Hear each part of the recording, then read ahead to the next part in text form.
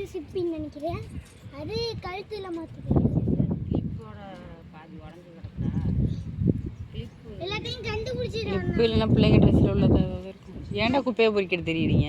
இல்ல சிப்பி கொடுக்கணும்னு பார்த்தா இதான் கிடைக்குது. ஏன்னா திரும்பி உட்காந்துருக்காடா, நான் வீடியோ எடுத்துக்கிட்டு இருக்கேன்.